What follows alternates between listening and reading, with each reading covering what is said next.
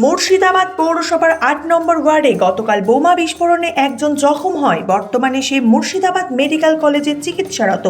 ঘটনার পরে ওই এলাকায় মুর্শিদাবাদ থানার পুলিশ এসে বেশ কিছু তাজা বোমা উদ্ধার করে। শনিবার সেই বোমাগুলি লালবাগের একটি পরিত্যক্ত আমবাগানে বোম স্কোয়াড দ্বারা নিষ্ক্রিয় করানো হয়।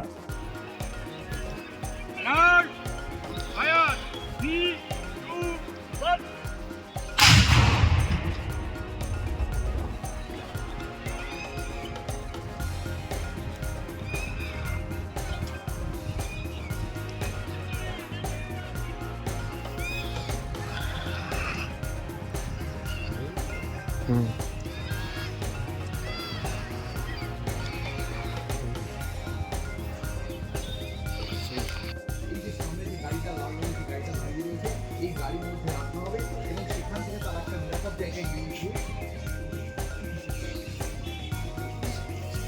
যাতে নিরাপদ জায়গায় নিয়ে যাবে, যাতে সেখান থেকে গিয়ে নিষ্ক্রিয় করা সম্ভব হয়।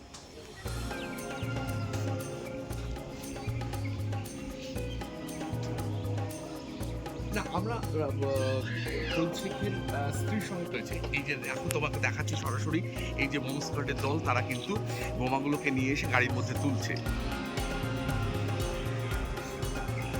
সরাসরি ফরিদ শেখের বাড়ি থেকে আমরা এটা সম্প্রসারণ করছি, লাইভ করছি। সেটা হচ্ছে যে ফরিদ শেখের বাড়ি থেকে কিন্তু বোমাগুলোকে